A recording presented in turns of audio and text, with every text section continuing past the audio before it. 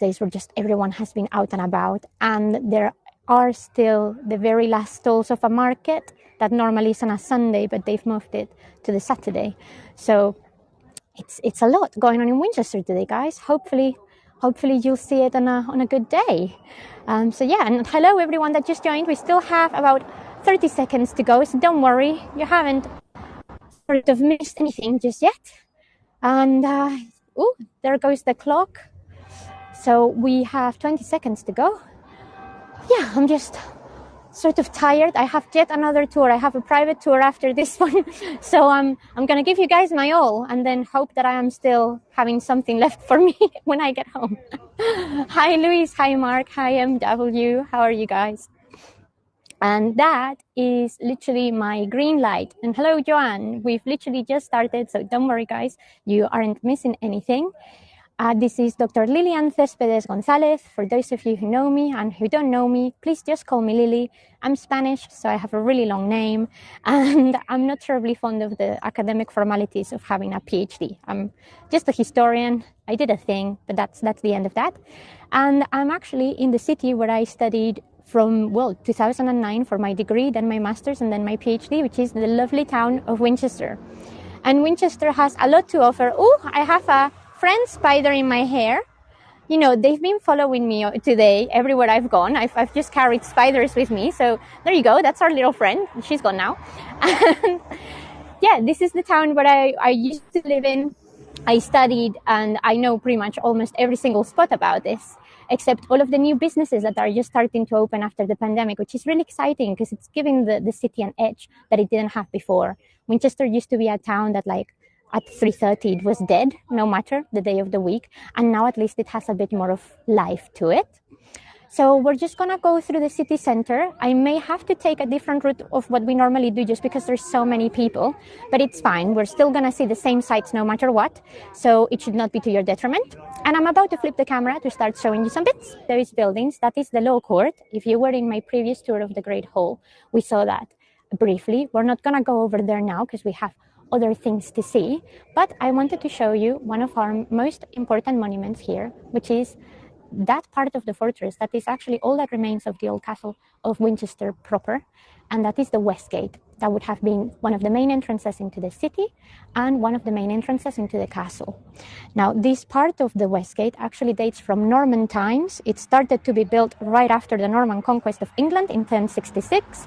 We think the construction started here at around 1067, but there are actually some old... Oh, sorry, there's a big truck coming. And it's gone now. But underneath it, there are still some Roman fortresses, because Winchester started actually as a Norman town. And you may see a few names as we go along referring to a specific word called Belgarum, and that is because the Roman settlement of the city of Winchester was actually Venta Belgarum. Now, the Romans came here because we have a lovely river that I'm going to show you in this walk as well. It's the River Itchen, and it connects a big chunk of the south of England. The most remarkable buildings that we have here is relatively modern. It's currently owned by Barclays Bank. And the facade that you see here is actually from the late 19th century. But there used to be older buildings in here owned by the town authorities, dating all the way back to the sort of late Middle Ages and the Renaissance period. The section that you see here, where all of the cars are coming, is one of the biggest problems for this city. It's our one-way system that drives everyone crazy. But it's also the junction with Drury Street, which is one of the main arteries in the city and where we have a lot of our restaurants. And that is the Eclipse. The Eclipse Inn is one of the oldest buildings in the city. It's actually part, or used to be part, of that little church that I've just shown you. That was the rectory, actually, since the 16th century. And it's allegedly one of the most haunted places in Winchester. There was a very famous execution here, a lady called Alice, who supposedly did some misdeeds to the city of Winchester. She refused all of the accusations for her. She was beheaded pretty much on the spot where we're right now. And allegedly, she comes at night to haunt this place. I've never seen her. I'm not terribly fond of ghost stories, so it's not like I would be out to check it out. But this is allegedly one of those things. And yes, these bollards, they actually painted them a couple of years ago. Every so often they redo them. And it's a lot nicer than just having them, as metal, which is what they were before. These are some of the newest eateries in town. And that is the Old Vine, which if you ever come here to Winchester, this brick building there with the terrace, it's a very nice restaurant, and I 100% recommend it. It's to commemorate Second World War, and that's normally where we have our Remembrance Day memorials.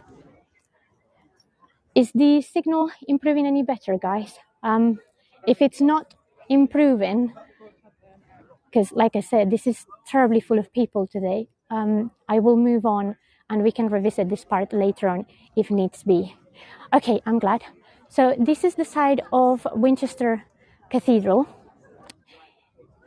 It is currently, on the state that you're seeing it, Gothic, but this actually started as a Norman cathedral during the time of William the Conqueror. Again, it was built at the same time than the castle in 1067. Here, I'm sure you can see there is like an outline of stones on the ground. Well, that's actually the outline of the previous Saxon church that was here, the old minster, during the time of Alfred the Great. Now, we are very, very lucky to know where it was, and very lucky that William the Conqueror built his new cathedral right next to it, because that helped us preserve one of the most important documents that we have here, and one of the best preserved manuscripts from the Middle Ages, which is the Winchester Bible, an absolutely amazing medievally illustrated book. It's inside of the cathedral. Unfortunately, they will not let us yet go in the cathedral for a tour, so I cannot show you that today, guys, but I am working to try and get that. Now, I'm gonna see if I can avoid this awful glare that we're having for the World War II memorial, and I'm moving towards this area to show you the actual front screen of Winchester Cathedral. That is the World War II memorial, and this is Winchester Cathedral. Like I said, started being Norman, but at the time when the Black Death arrived to UK, we're talking about mid-14th century, we had a great bishop here, which actually did a lot for the city. His name is William Wickham, and we may pass a pub that is dedicated in his honor.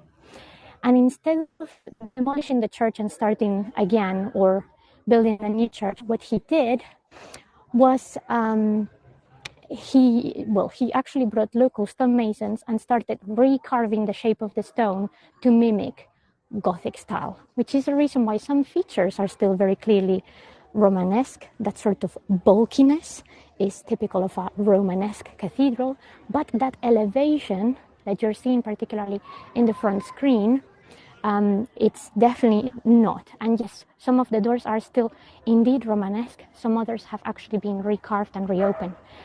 Now, the front screen has a special story, so I'm just gonna flip my camera now so you can take a vertical picture, okay? Give me 1, 2, 3, and I'll do it. So 1, 2, 3. There we go. That's a nice view. So that used to be allegedly one of the most beautiful stained glass windows in the entirety of Western Europe, according to what we have on record.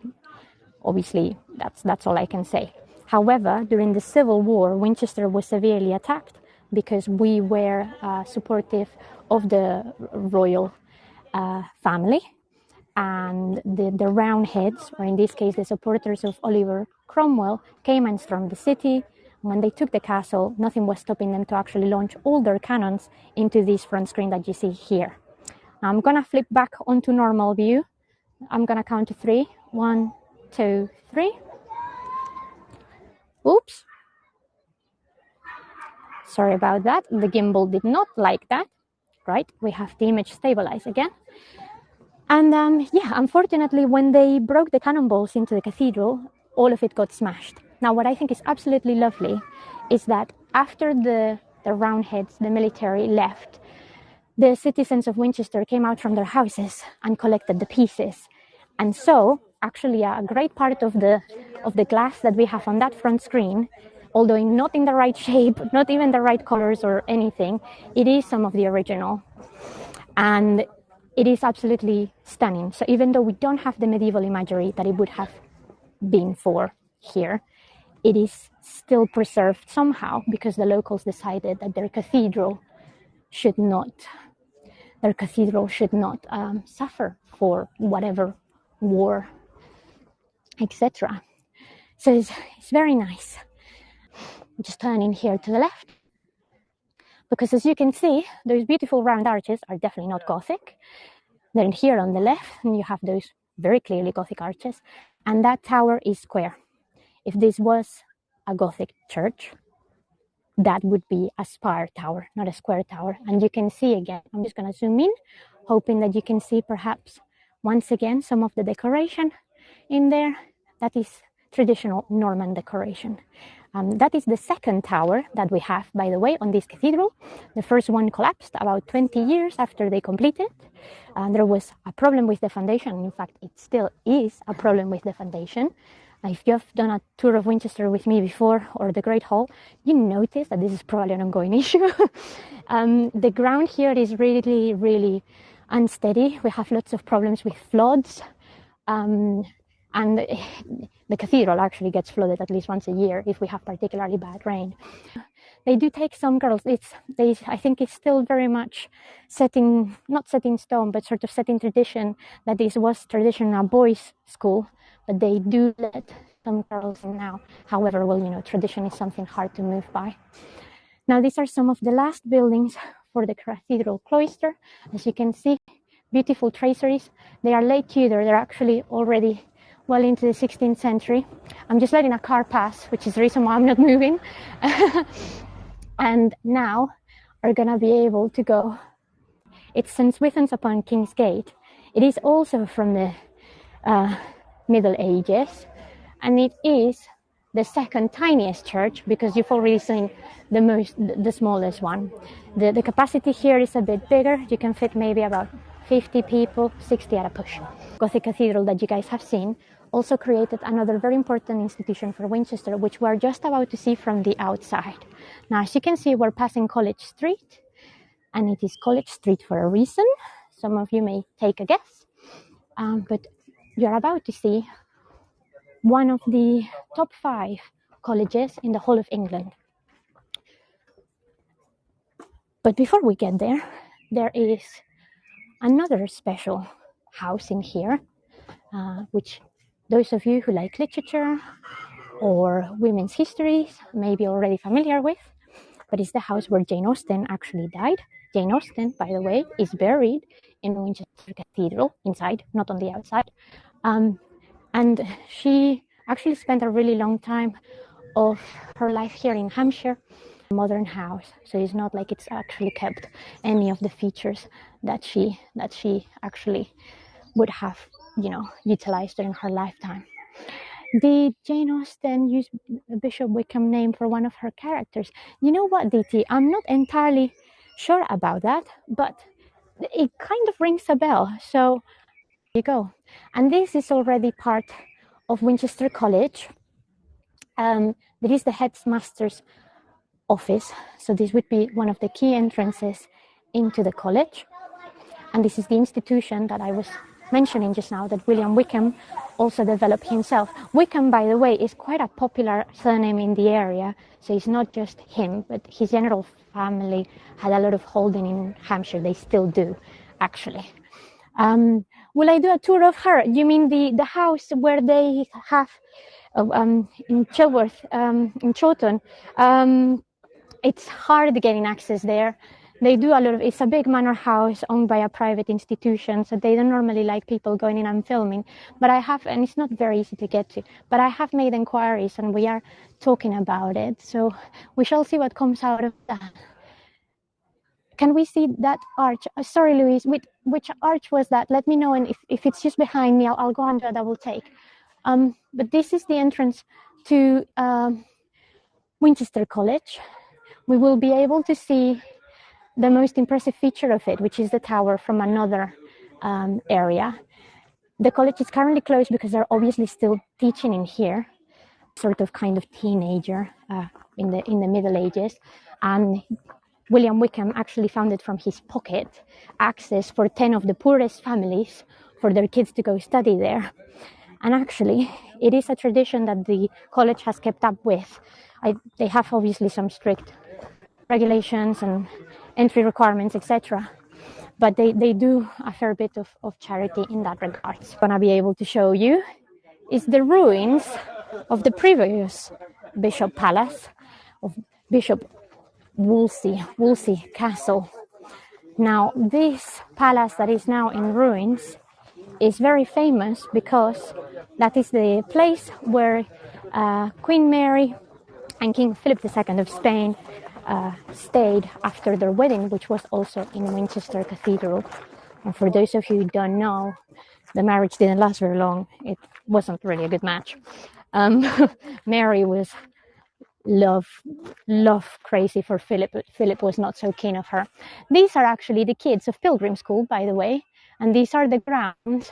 So you can see how far we've come from that red brick building to this area. Empress Matilda and King Stephen and the bishop, who was Henry of Blois, was actually mentor to our King Henry III. Oh, and it's actually open, guys. So is this your hometown? No, Sue. You joined just as I had explained this. It's not my hometown, but you can say it's my hometown in the UK. I studied here. I was living here since 2009. I studied in the University of Winchester, my degree, my master's, and my PhD, and I know this town like the back of my hand. So I know this just as good as Santander, pretty much. I mean, it's a lot smaller, so there is not a lot of competition in there, but it is absolutely lovely, charming, and stunning. Now, the wall that you guys are seeing is what remains of the town walls is still part of the original Roman palisades made here from stone and wood. Later on, King Alfred upgraded it to the walls that you see here, and King Henry III and Edward I actually added on top of that.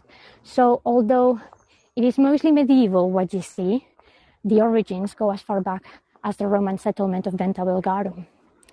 Right, this is the not very surprising or impressive, but yet very important last remains 100% authentic bit of the Roman wall. It's the only bit that remains properly visible. This was completed during the 3rd century AD, and back in Roman times, this type of rubble would have enclosed an area of about 140 acres. So as you can see, it was not a small place. That's King Alfred in there. I'm sorry, Sandra. I do appreciate the traffic has probably had some interference, as well as the sudden amount of people that's dropping the area. Right, the bus is moving again. I'm gonna go to the Guildhall but it will not stop us. Right, okay. Here you go. The man himself. And this statue is actually from 901.